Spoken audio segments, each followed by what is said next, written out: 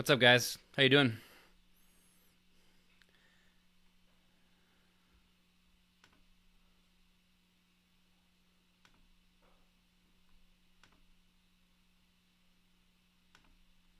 All right.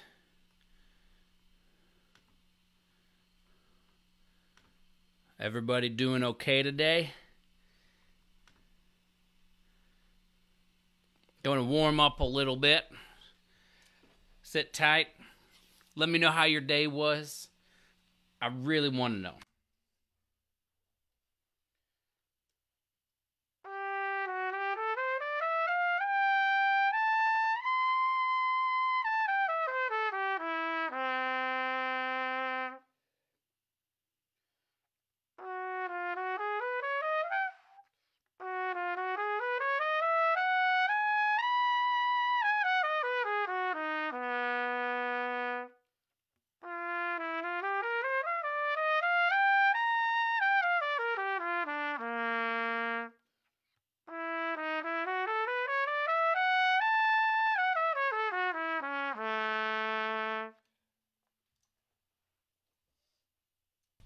Hello, everybody.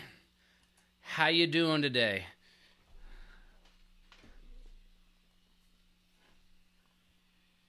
Part of your world. I got this shirt because I thought my daughter would find it awesome. And then my mom bought her own Ariel shirt. So now we both have Ariel shirts.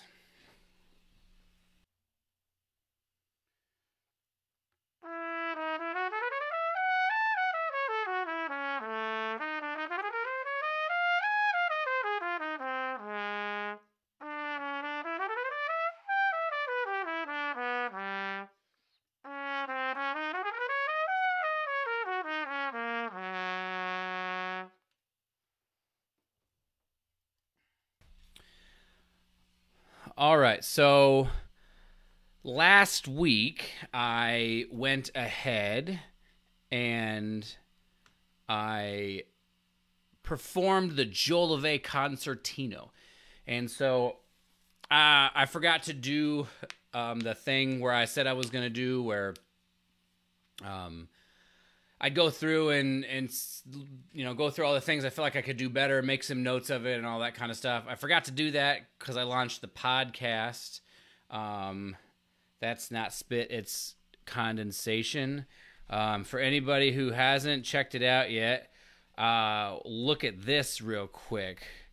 I made a website officially. So I don't know why that's not a link right now, but you should check that out. Oh, there it is. There's the link. In there, you'll see on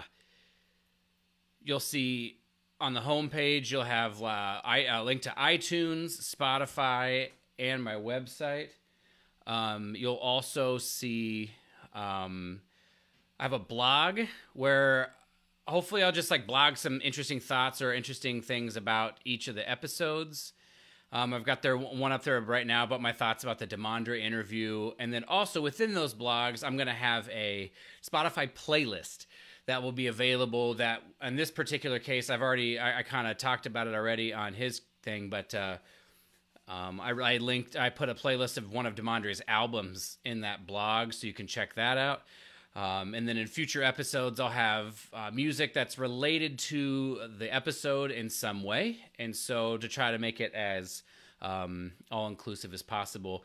And then from that website, down in the bottom left corner, you'll also see I have links to all my social media, which will make it a little bit easier. So anyway, the first thing I'm going to do on this is I'm going to play, just like I did last week, except for I'm going to extend the section. I'm going to play from 37 to 38.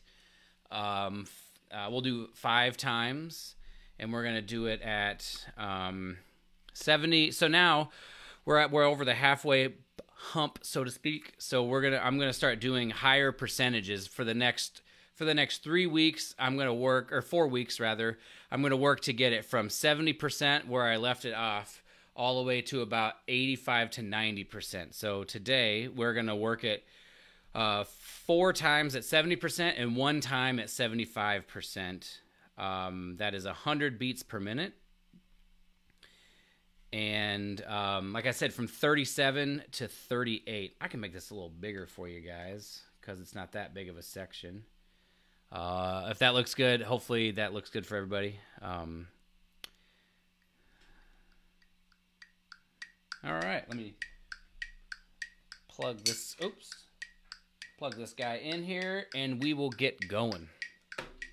All right, so 37 to 38, we'll do 2 times slurred, 2 times tongued, and 1 time a little bit faster tongued.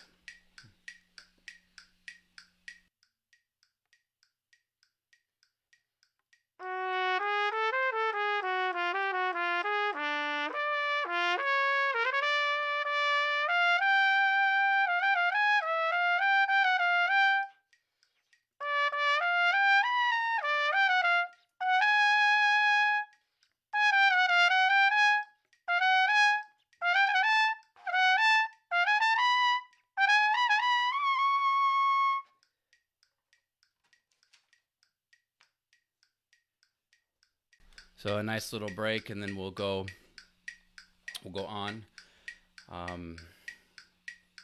Starting with that is kind of a shock to the face, so to speak. So hopefully after a little bit of a rest, it'll feel pretty good. From even that take, I noticed I'm having trouble hearing right here. D, D, F, G, B, A flat, D, G, B, A flat, B, A. I'm hearing that, having trouble hearing that A flat, so that's what I'm focused on this time. Here we go, next time.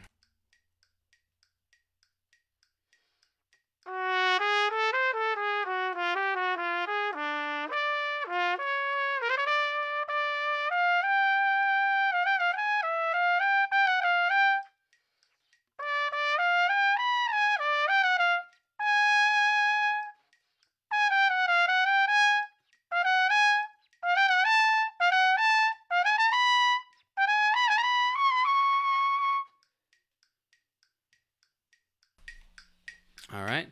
And as always, if there's any questions when we're going through this live stream process, please don't hesitate to ask. I encourage and welcome as much of the interaction as possible. So, oops.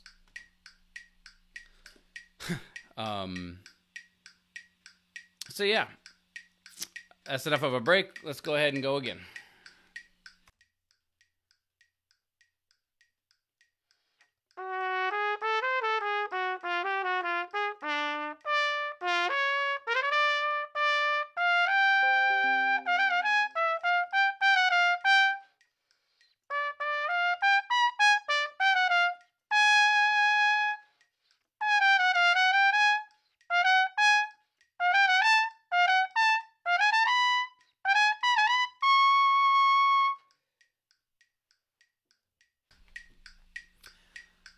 How's everybody doing? That time felt pretty good.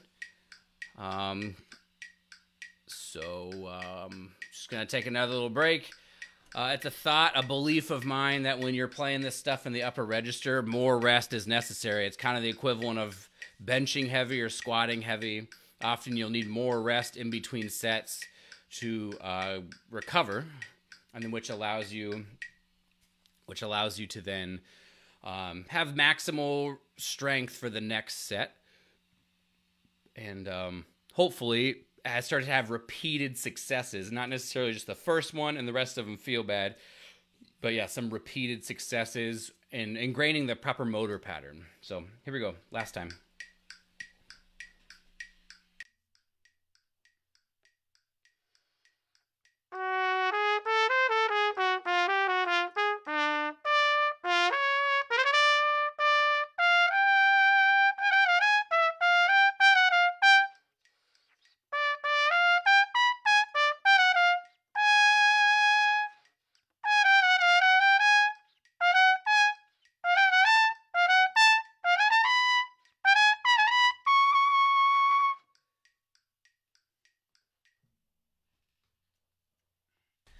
Not bad at all.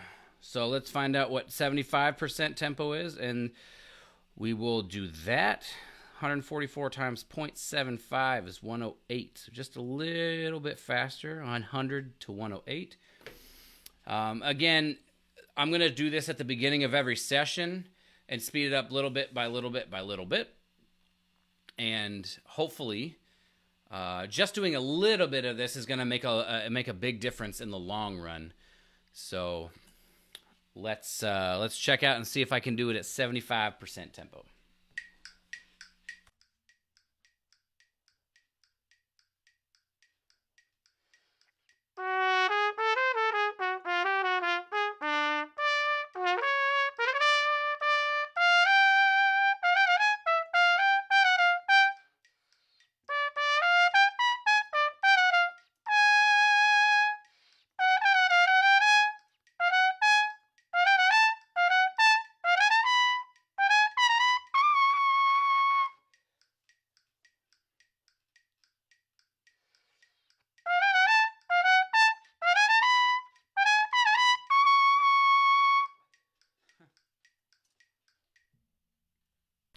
So wouldn't you know it, seems like second valve on that C sharp slots a little bit better.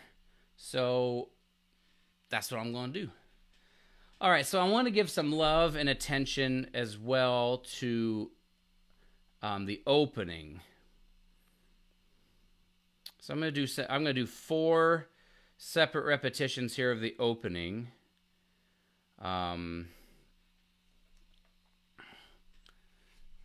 So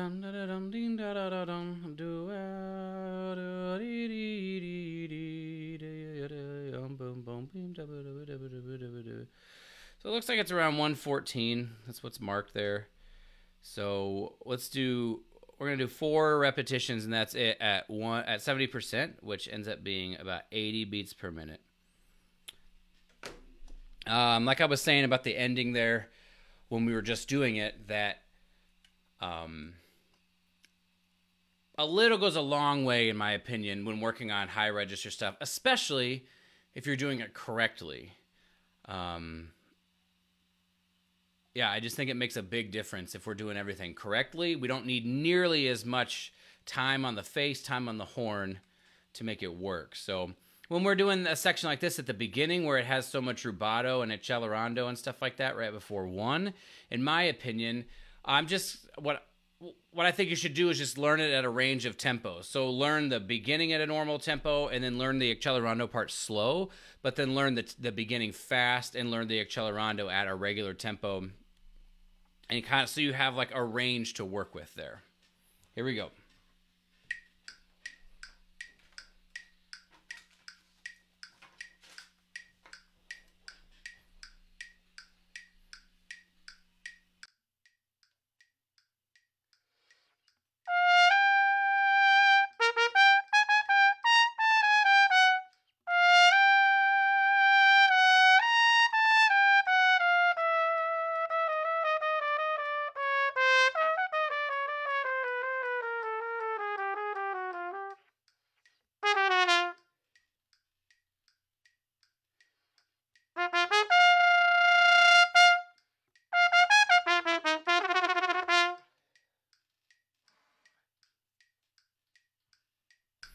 All right, there's the first repetition. Let's do another one.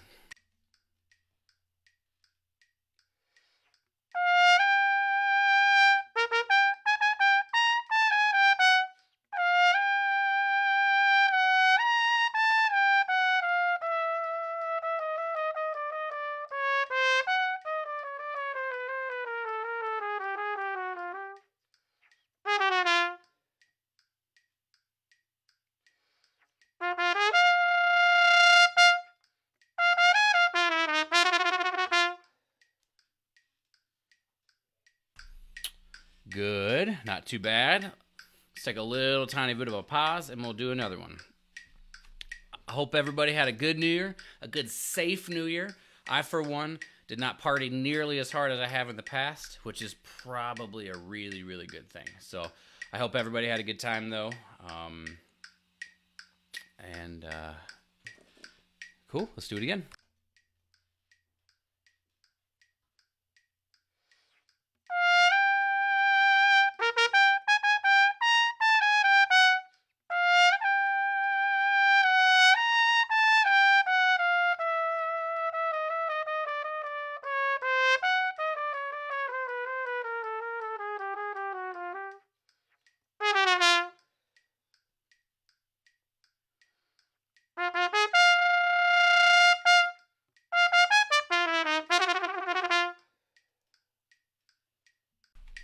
So what I'm noticing there is that right here at this section, I'm not really blowing all the way through the trill, so next time through I'm going to really try to do that. And then do-do-dee-dum. In sections like this, I try to break it up in my mind. So I hear do-do-dee-do, do-do-dee-do, da-da-da-da-da-da, do-do-dee-do, da-da-da-da-da, instead of like do-do-dee-do, da-da-da-da-da-da. If that made any sense. The reason for that is I feel like it makes the transition a little bit easier down the octave. Do-do-dee-do, da-da-da-da-da-da. I just got to make sure I blow all the way through to the end. One more time.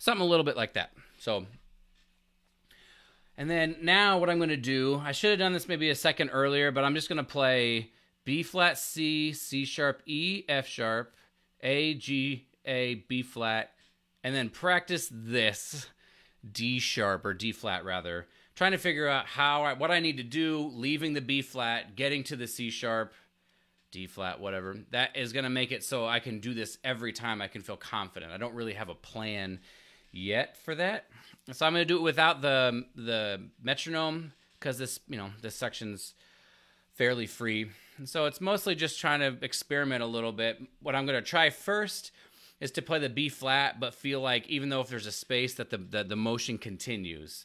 D o D D o, right?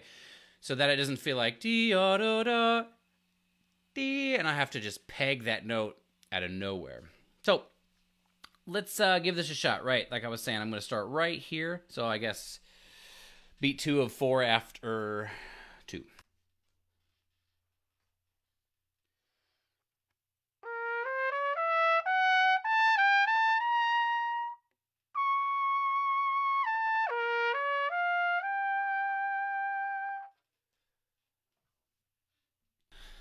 Let's find out if I just got lucky there or not.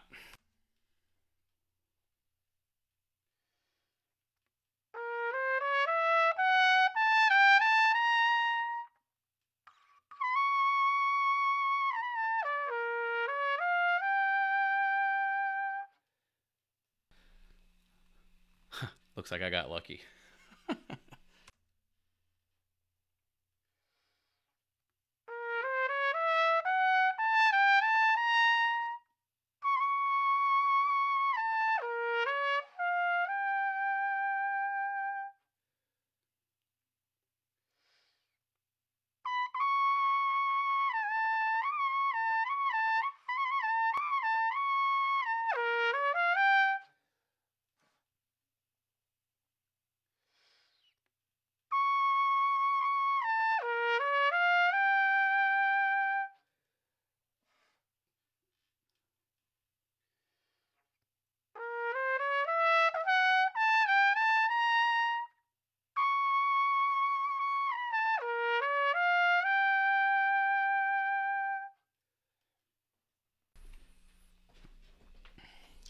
Thank you, Jeffrey.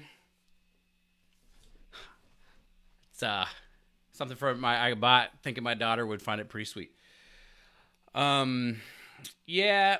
So I think what I'm actually gonna do is I'm gonna let up a little bit, and not try to think it's playing straight through. I don't know how to describe it, but if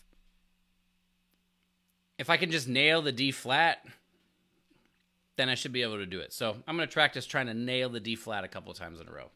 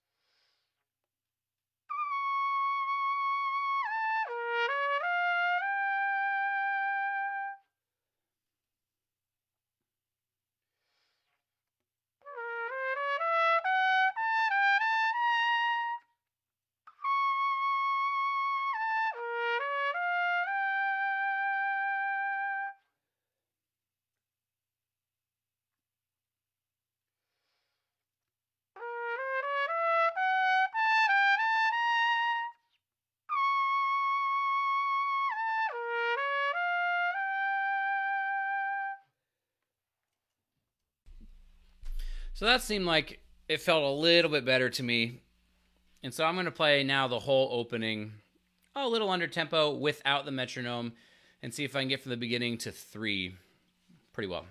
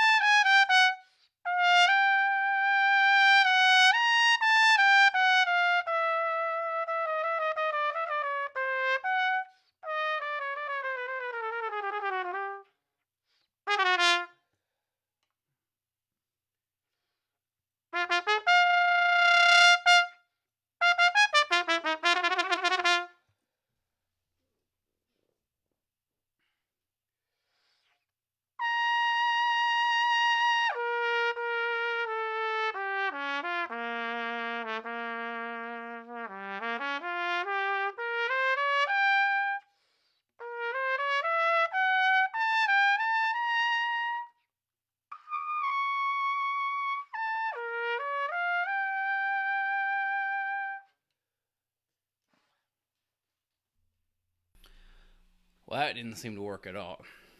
Let's do it again.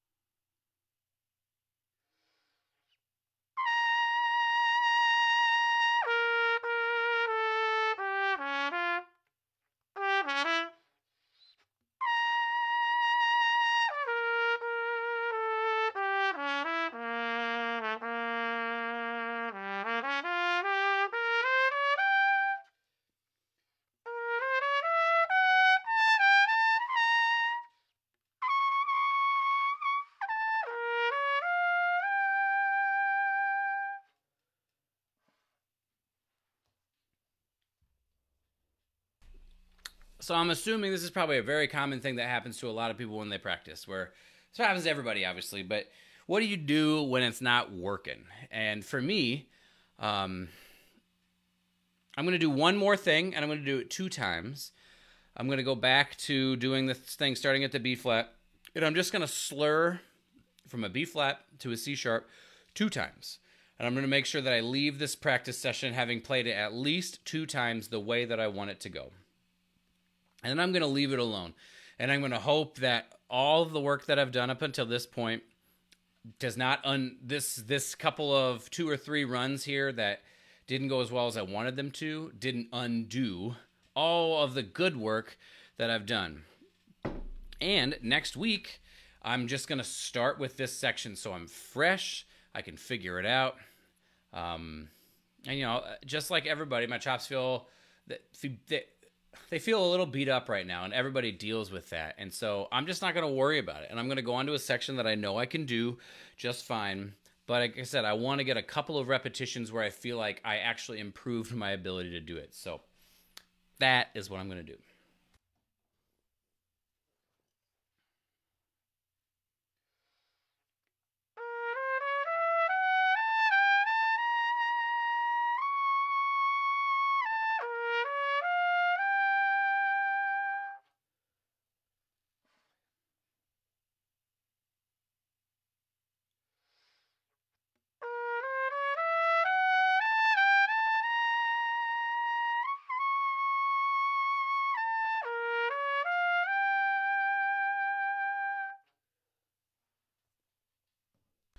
That felt so magical that I think I'm going to do it one more time.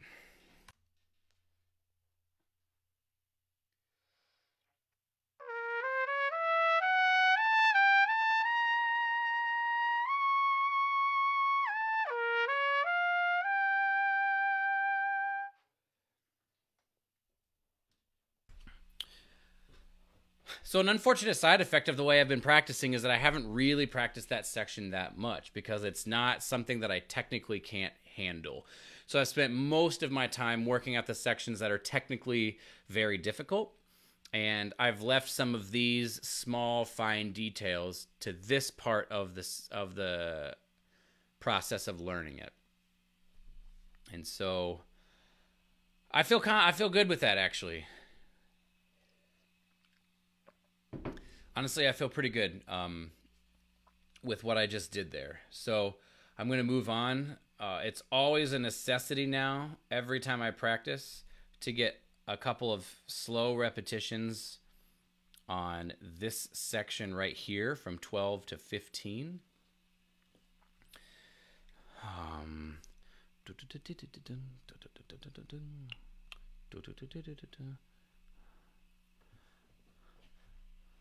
Thanks for stopping by, Jeffrey. I appreciate you. Always showing some love, man. It means a lot. Good luck with the baby.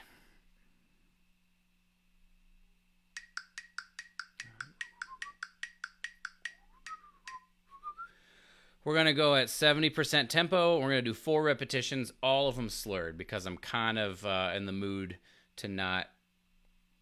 I'm in the mood to be able to play it right now, so I'm still not there where I can ramp up the tempo quite yet.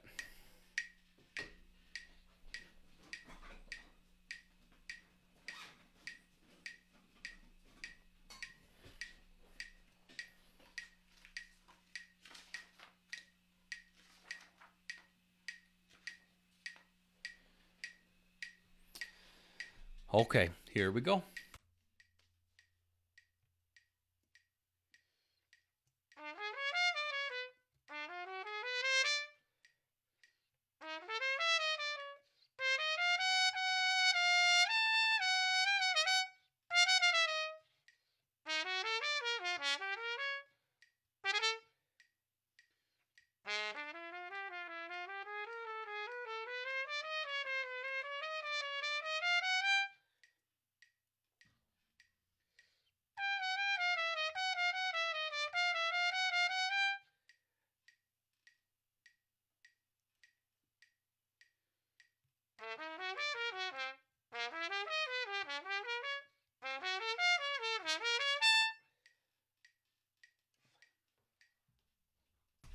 All right, that's one.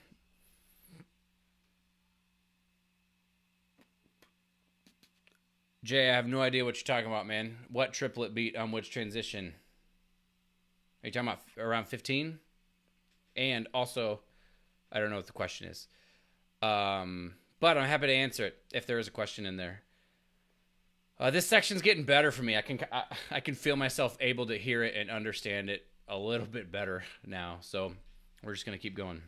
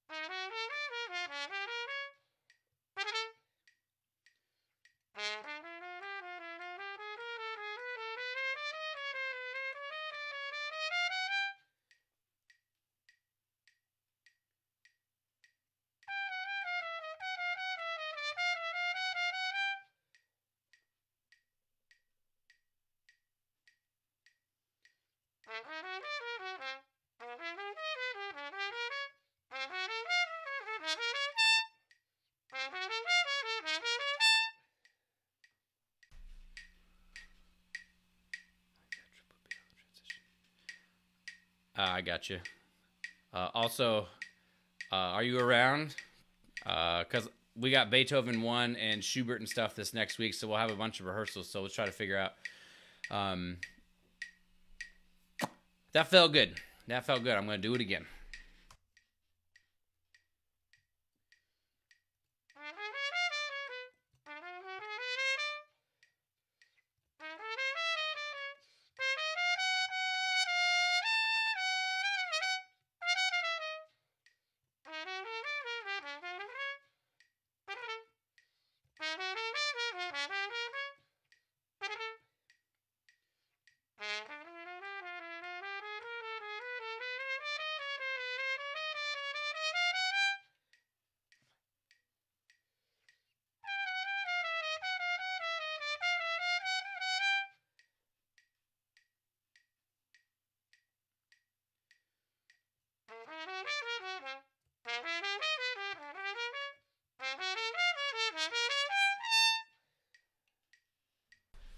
Bad last note there at the end, but pretty good.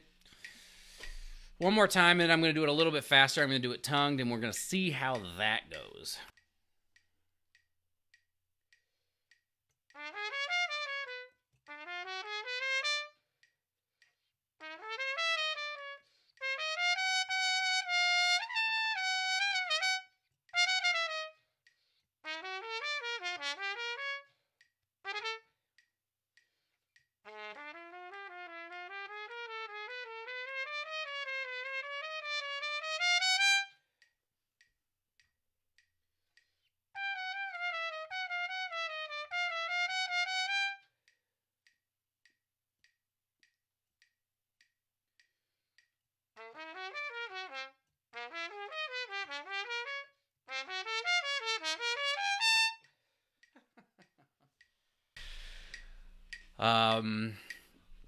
Welcome to all the people that have come recently.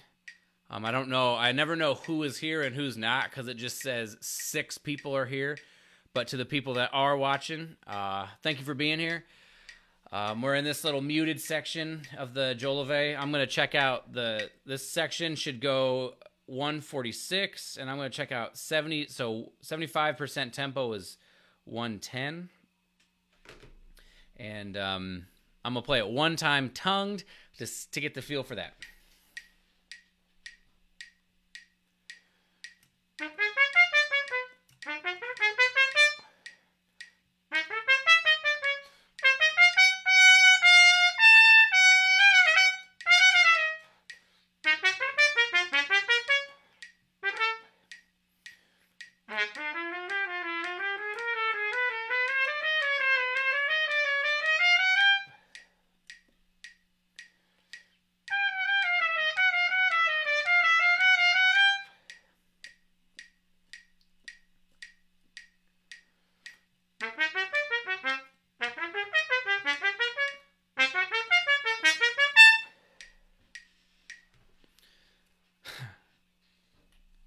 Looks like I forgot to unmute the trumpet mic, but from what I understand, it can still sound okay. So that section is coming along nicely, I think. It's honestly, what's up, Chris? How's it going, man?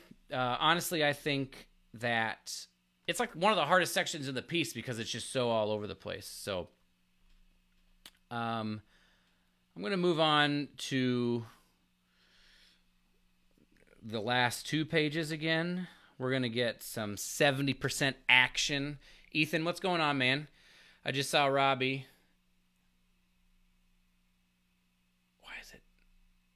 Why is it time for Twitch, Tyler? Oh. Is it because I don't know who's here or anything like that?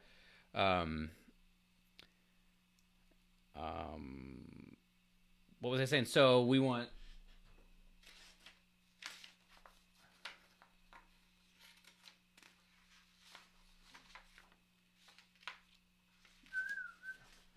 128 beats per minute.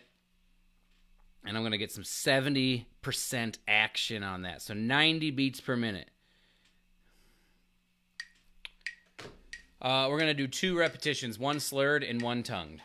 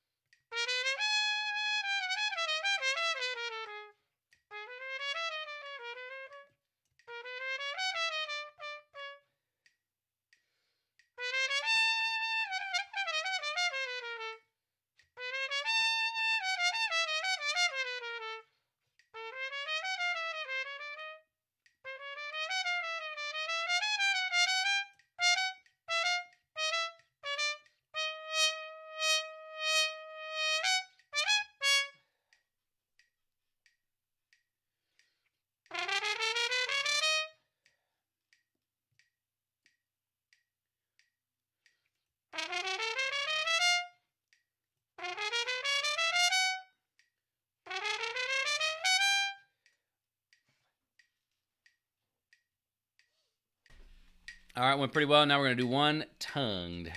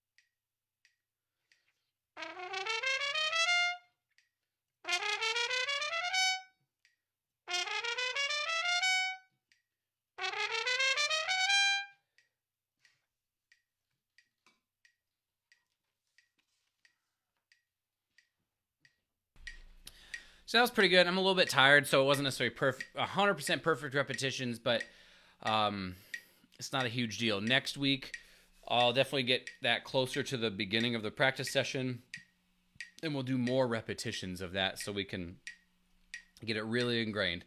So now we're going to go 31 to 32, 2 times, 1 slurred, 1 tongued. I lied. 2 times tongued. All multiple tongued. Here we go.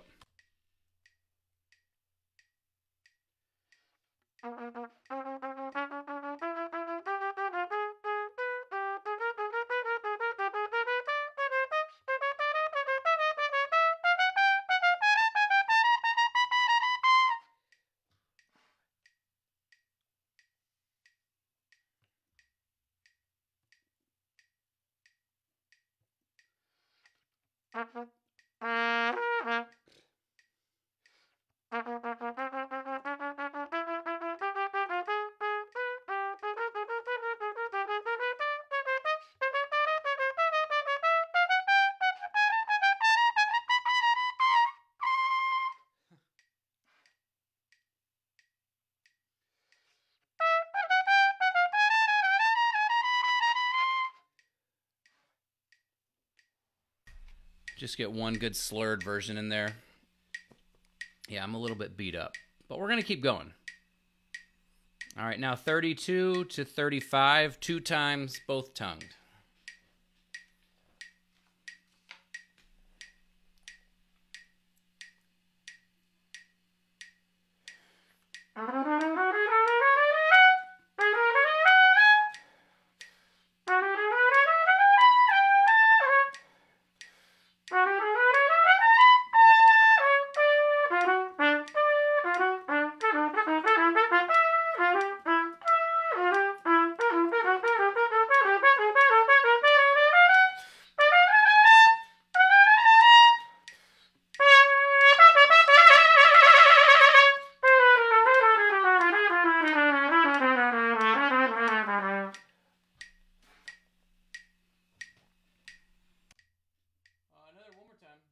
Oh, did I forget to... Sorry about that. One more time.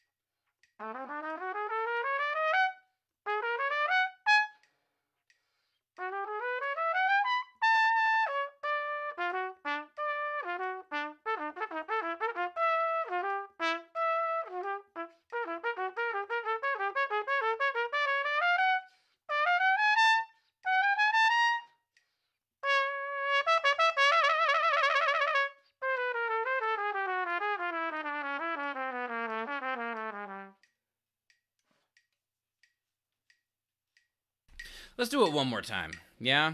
Just one more time.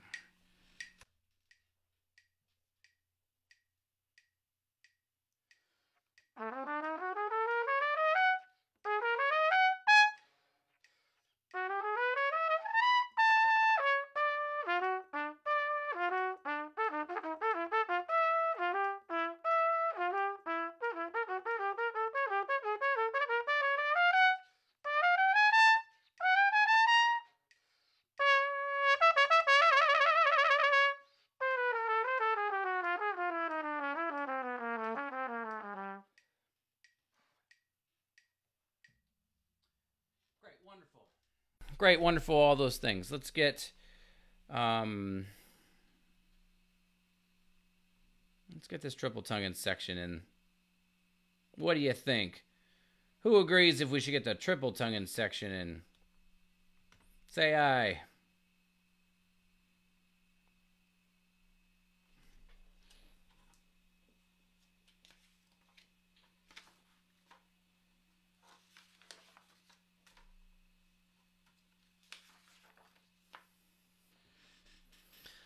Oh, okay, Corey.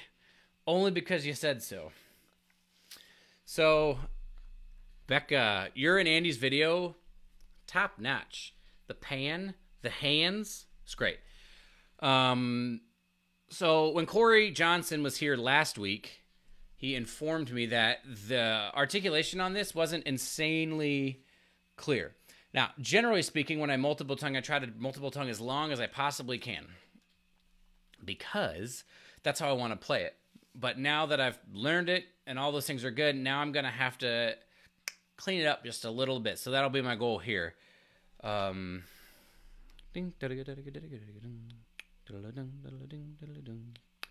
like right around 110. So 70% of 110, 77. Oh, I could figure that out.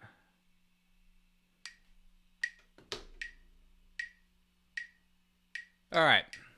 77 beats per minute. Here we go.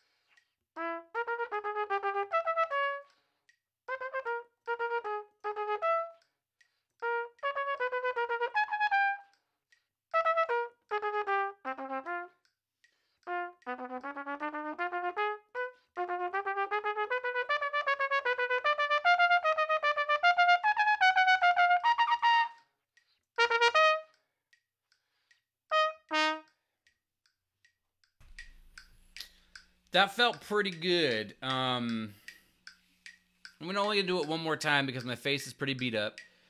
As I've been saying, I had to practice the etude that I'm gonna release on Thursday. I only have 1 week to learn these things, so I have to practice them every day, no matter what is going on.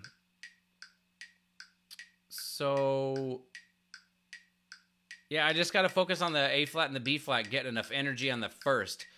That first articulation, the first of the group of three.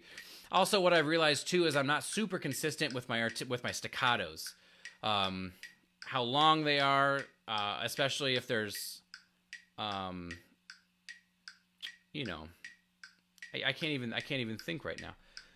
So we have like this staccato, that staccato, this staccato. You know, they're not all the same, and I got to make sure that they're all the same. So we'll just play them short. That seems like it's a good option.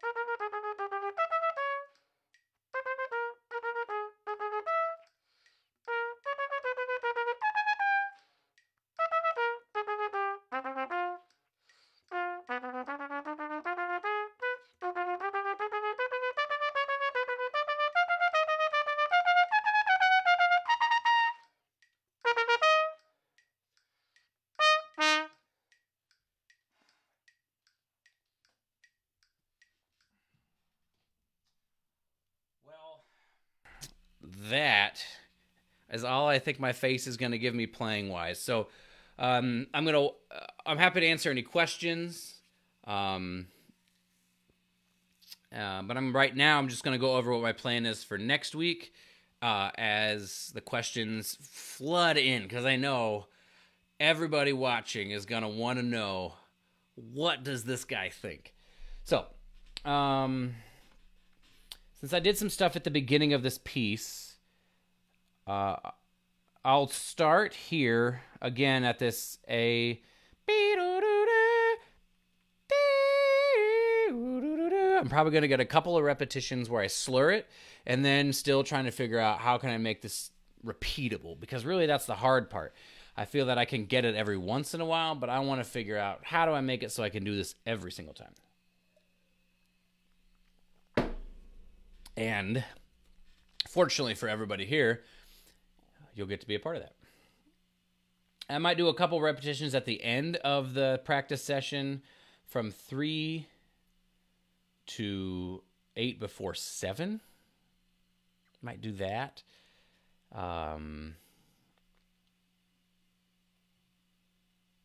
Yeah, so I'm going to do the opening.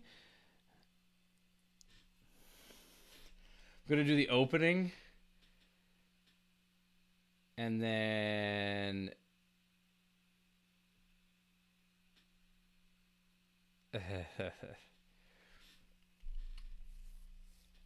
so the opening and the ending for the high stuff, and then I might just go in order.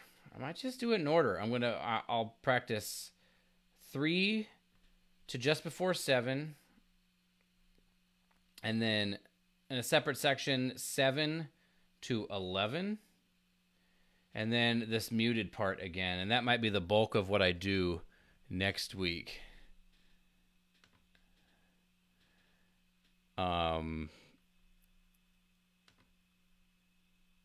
Hopefully that makes sense to everybody.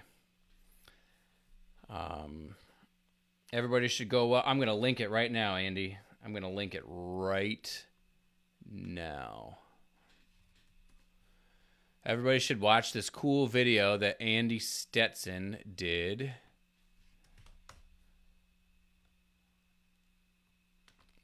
Experimenting with a 4K. I think that's 4 million camera.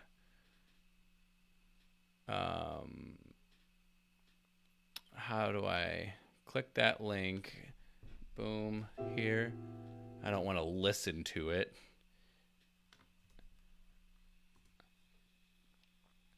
So everybody should check out that video because it's incredible what he's doing.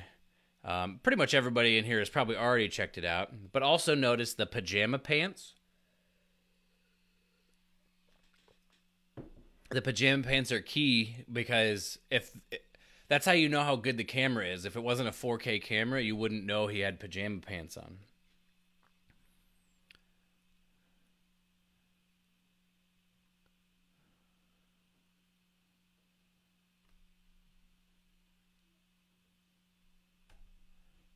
We'll go back to this because I'm done with everything.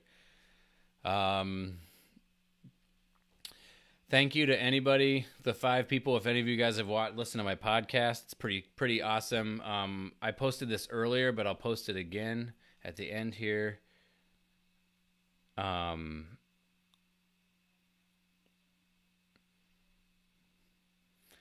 I'm happy to do that, but I would also have to learn the piano part. But let's do it. Let's try to figure it out. We might as well. If it fails, then we'll learn. And if it doesn't fail, then we'll be famous. So I made this site, and this is the place to go.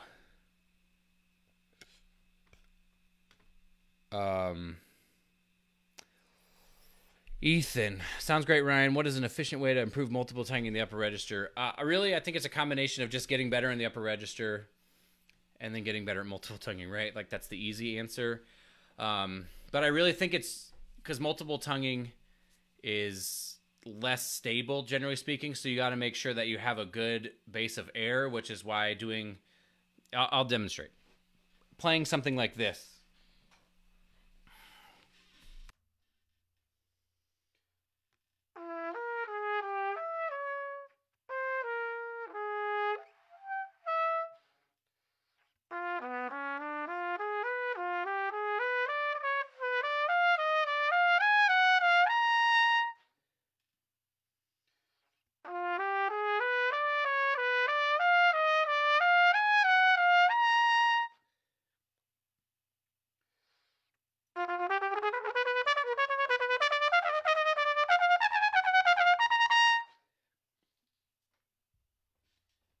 So I'm not doing an incredibly good job with demonstrating it just because I'm so tired, which is part of the problem, right? If all of my chops are available to me, it feels a little bit easier to do that.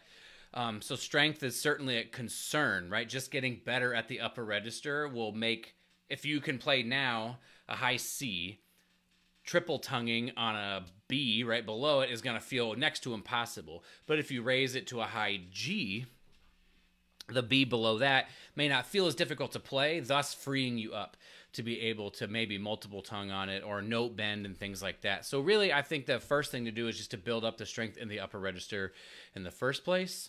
And then also making sure that when you do multiple tongue, that it's not pecky like this.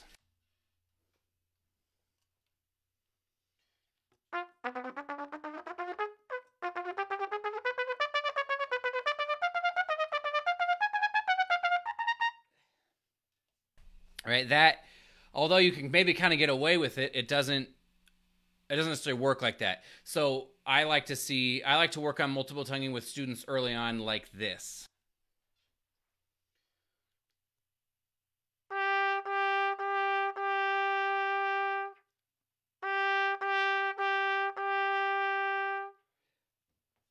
Where they'll do T T T T and then T T K T, and you're just trying to make it sound the same. You can do it with double tonguing as well. Go T T T T T T K T K T. You want to try to get it to sound the same, which will ultimately need a harder K syllable. And then the other part is making sure that you're blowing through all of the syllables. So instead of we have, so it's almost as if the air is leading it, even though it's called multiple tonguing. We're really thinking about our air being the thing that's driving it. I'll demonstrate one more time.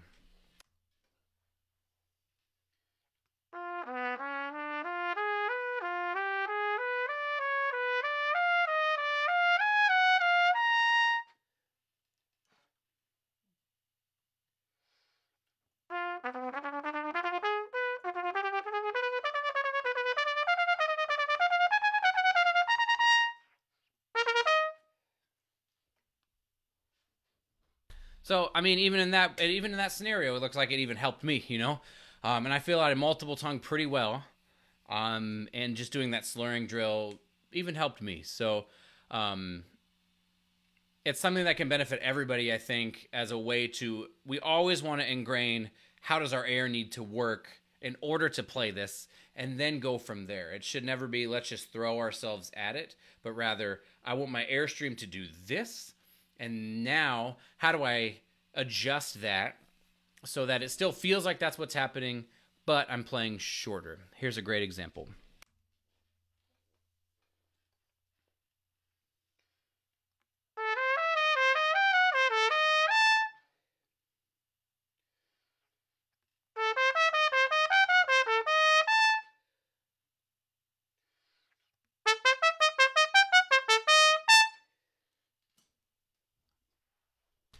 So that would be what Barbara would call the magic 3, right? And the magic 3 is you play it slurred, number 1. Number 2, you play it long with a tongue, but almost slurred, right? You're just adding the tongue. You're not really adding articulation. You're just seeing how to coordinate the tongue to make it feel like a slur. And then number 3 is you play it like normal, but you're still trying to mimic the slur as much as possible. So there's a couple of different ways to think about improving multiple tonguing in the upper register. As for an efficient way, I would say get stronger in the upper register and then just play scales, maybe scales like this.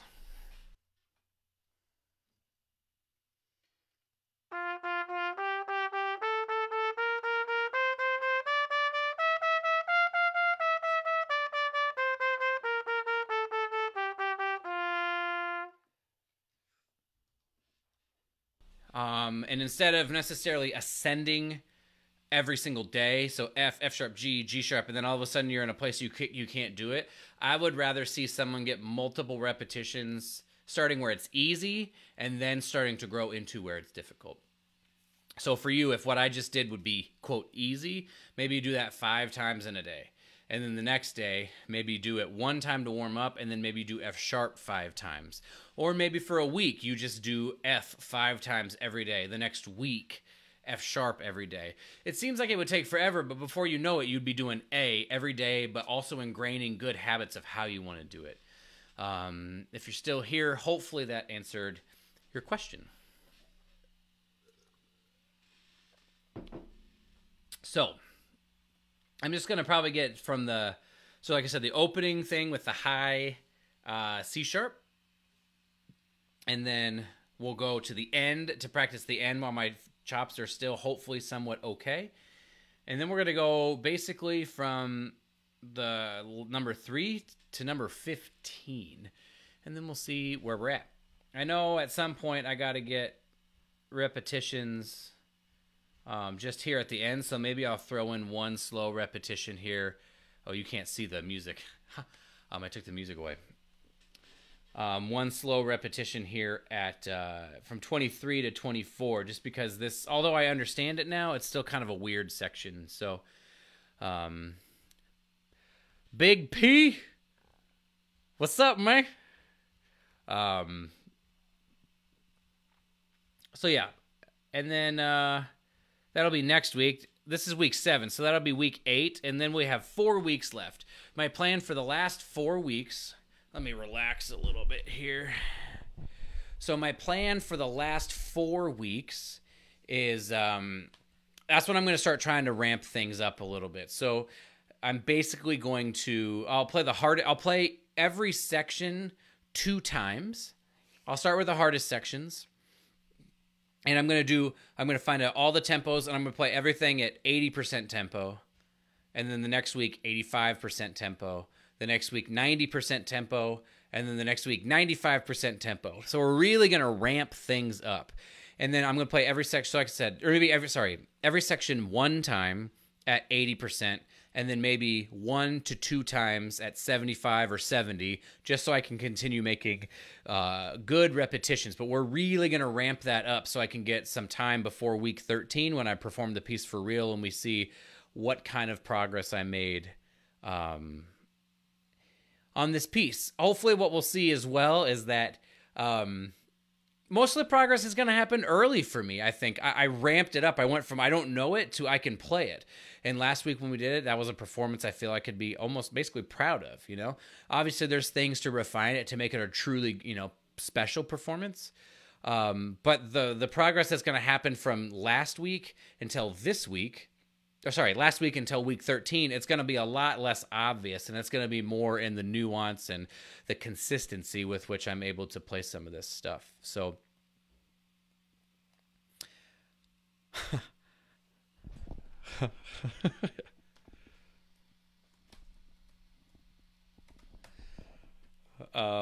so yeah. Does anybody have any other questions? We got a couple new people. Sorry to the people that missed the stream. My face only has so much. Playing the Jolivet for basically an hour straight is not very conducive to my face, so I only have a little bit of ability here.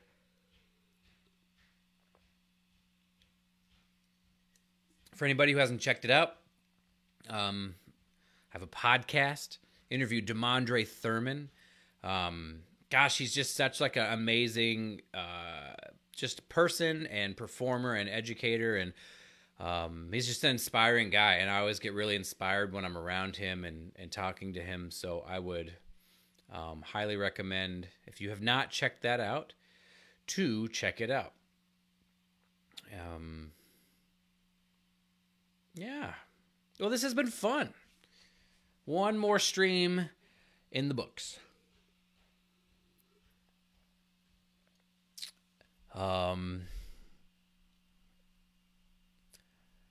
Yeah, Reynolds, it's the concertino. I've been working on it. This is the 7th week. Every Sunday I've been practicing this for 1 hour every week. So every Sunday from 6 to 7 p.m. or as far as I can get on the Jolivet concertino. When you get to the end of a practice session, do you typically warm down? Do you have any recommendations for warm downs? I don't. I don't typically warm down. If my face is especially beat up, I might go, you know, the typical stuff. But I know Mike Sachs. I've worked with him a little bit, and he's huge on warming down. And for him, it's just easy violin exercises, stuff like this. Let me get my B flat trumpet so I could be. Yeah, Reynolds. Feel free to. All of the streams are archived on this page. 2 of them are archived on this page, and then if you are not following my artist page, the rest of the streams are there.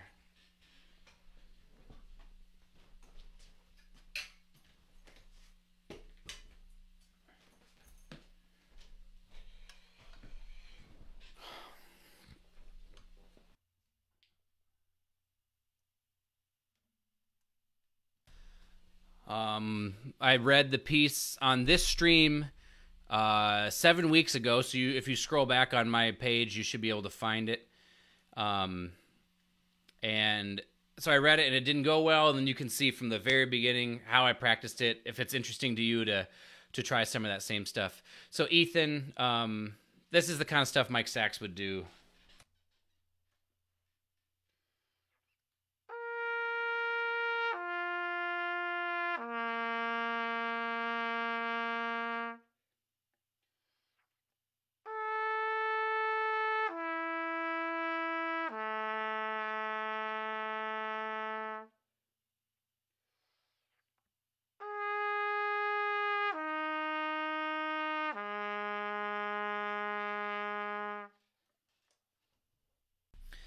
I think stuff like that, and the reason for it, I think the reason he did that kind of stuff was, I think he just wanted to leave his chops where they would be able to, where they would feel good for the next day, you know? If he has an especially hard day in Cleveland, he basically is like trying to leave his chops so when he picks it up the next day, everything feels all right. So easy slurs, but with emphasis on flow, right? Emphasis on the air moving, everything feeling good, kind of ending our day with our best sound possible. Even if we're in those exercises, no matter how tired you are, you should be able to play, a C, G, C, unless you're very, very messed up. If that's the case, you should take like a day or 2 off or something like that. So, Patrick, no ice baths after practice. I don't know if you've ever done an ice bath, but I've never done one. It just seems like it'd be the worst thing possible to do to yourself.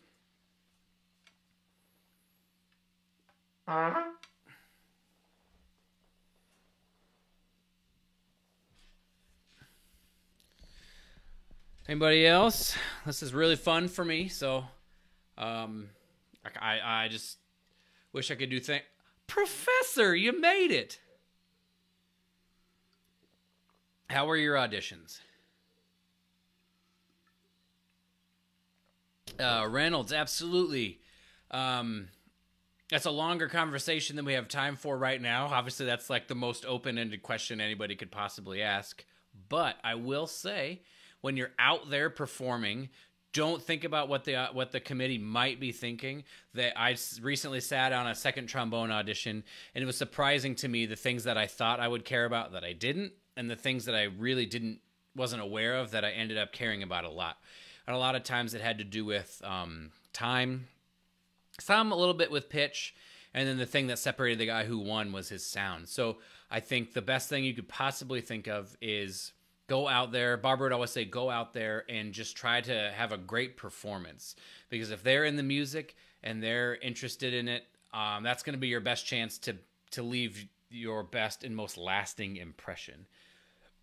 So that's the best advice I have for you at the audition. In terms of preparing for the audition, tons of slow practice, just like I was talking about in the stream. And like I said, if you go back, you can see the kind of work I've done to get up to this point, which is even slower work. Just making sure that we should every single time we play through an etude or an excerpt or a solo passage, every single time we do it, we should leave ourselves in a place where we've improved it. And of course, that's like an idealistic way of looking at it, but that's how we should be thinking, I think. We should be saying, is this going to help me get better at this? Is this going to keep me the same, or is this going to make me worse at it. And so I would suggest making sure every single time you play the trumpet from this point until the audition, when you work on the excerpts especially, but in general, you should try to make sure that you're always saying, this is going to make me better at Petrushka or Mahler 5. And asking that question will have you practicing differently than just trying to run through the excerpts just so you feel like you can get a handle on them. So, and then have fun with it. My very first audition I ever took was for the San Francisco Symphony. And I think it was second and third trumpet. And I remember very well, Patrick Oliveira, you'll find this actually pretty funny. I wore like a suit to the audition because I didn't know like what you were supposed to wear. And, you know, it was my first time. I'm from Lincoln, Nebraska, you know, and then I went to Oklahoma City for undergraduate school. So this is my senior year, and I went to San Francisco. I had never been to San Francisco. It was a huge city, and I got to the audition, and I sat in the green room, and Justin Emmerich was sitting next to me. And I don't really talk much at auditions anymore unless I really know somebody. But I was, at that point in time, very chatty because I just didn't know. I think I was thinking I would just get to know people or whatever. So I was talking to Justin Emmerich, and I had no idea who Justin Emmerich was. I think he ended up playing a year as associate. After that. And he, it's just like an incredibly great player. And I just had no idea. I was just like talking to him, you know, and he was a super, super nice guy. Shout outs to Justin Emmerich for being a super nice guy to me on my very first audition ever. And so I went out there on stage, and it's just as a big stage. It's a big hall. And I remember thinking, oh my gosh, like I'm never coming back here. And so in between every single excerpt, I just stopped and looked around the hall. And it ended up being like a great thing for me because it got me to slow down a little bit. You know, it got me to slow down, take in the moment. Normally, I run through things really quickly. As you can see, even when practicing this, I probably don't take as long of breaks as I should. So just enjoy the process. You're going to most likely, unless you win this audition, which is possible. I don't know how you play, but you never know what's going to happen. But if you're like everybody else, you're going to be taking like, you know, 15, 20, 30 auditions. So just work as hard as you possibly can, play the best you possibly can, and then be willing to take away what could you do better, apply that to the next one, and pretty soon you start to roll a bunch of auditions over and over and over again. And you start to learn things, and they start to help each other out. So hopefully that answers your question, and a nice little story along with it. Matt and Rose, how are you guys? We're just hanging out now. I got done with the practice session stuff. My face is pretty done, so we're just talking and hanging out. I'm on hole 30, so like I can't have a drink or anything like that. So I'm stuck with water.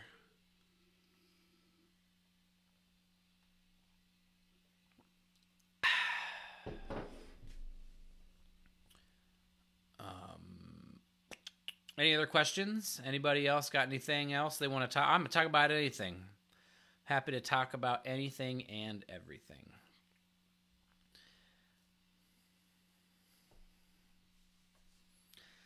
Well, you saw that 495 poll that I had, Patrick. If I feel good on Thursday, I'm gonna go for 505 if I feel good. I pulled 475 this past week, and it felt pretty heavy, but it moved great. Yeah, Matt, I love hole 30. I didn't think I would, but I've done it like this is my third time through it, and I almost like look forward to hole 30 now. And I try to eat that way most of the time just because I just like wake up, I can like function. Yeah, it's better. So, yeah, I appreciate the support from everybody being here.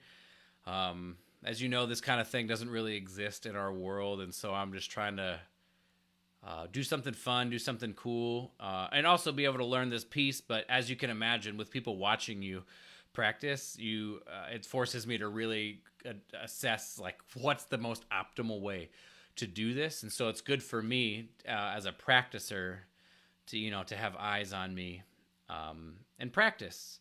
And it's helped me in my learning of my etudes and stuff like that. So yeah, it's really kind of lit a fire underneath me in terms of learning new material and trying to put out more content. So I do appreciate all the support that I've received so far. It does mean a lot.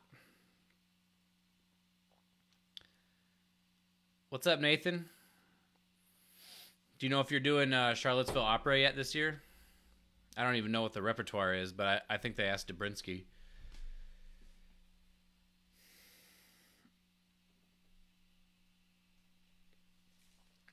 If anybody on here is not following me on Instagram, I have a new Instagram that I'm going to be posting stuff about the live stream. It's just Instagram. My tag, my username is That's Not Spit. Yeah, dude, I can't wait to hang with you. It's been way too long. We'll get some good. Oh, yeah, and so in 2 weeks, if maybe I'll save it. Maybe I'll save the 505 for when you're here. I should be able to do it. But yeah, man. I'm gonna start posting a lot of cool content on that thing. So be sure to follow it if you're not. Like I said, it's at That's Not Spit. I have a Twitter as well, but I haven't figured that out. Twitter is just crazy to me. So,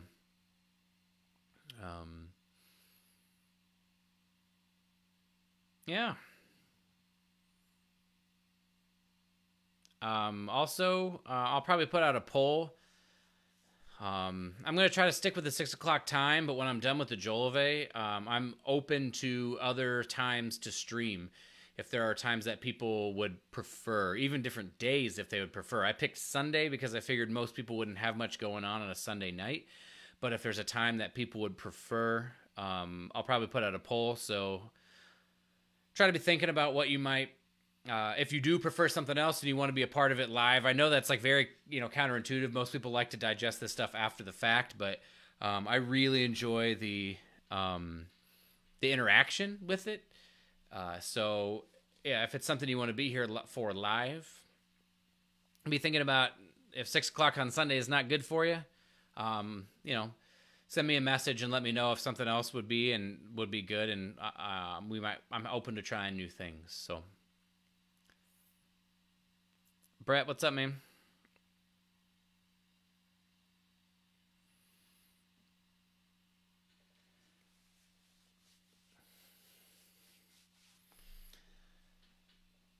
Cool. Well, also Reynolds, if you're still here, I hope all that stuff answered your question. If not, send me a message. I'll be happy to try to follow up on it. Same thing with anybody else. If anybody else has any other questions, feel free to send me a message and follow up on it. I will do my best to follow up on it. It's all right, dude. I'm basically done, so you probably should just go ahead and get here on time next week.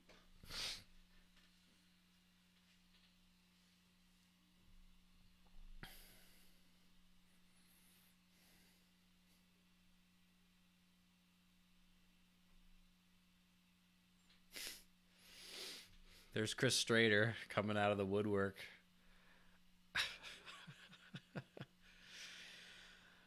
All right, have a good week, everybody.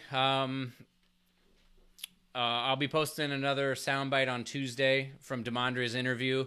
So if you haven't checked that out, if you haven't checked out the interview and you're needing another reason, maybe the clip I'm going to post on Tuesday will do it. And then I'll be looking for another Etude on Thursday. And yeah. So the live stream on Sunday next week. All right, take it easy, everyone. Have a good week.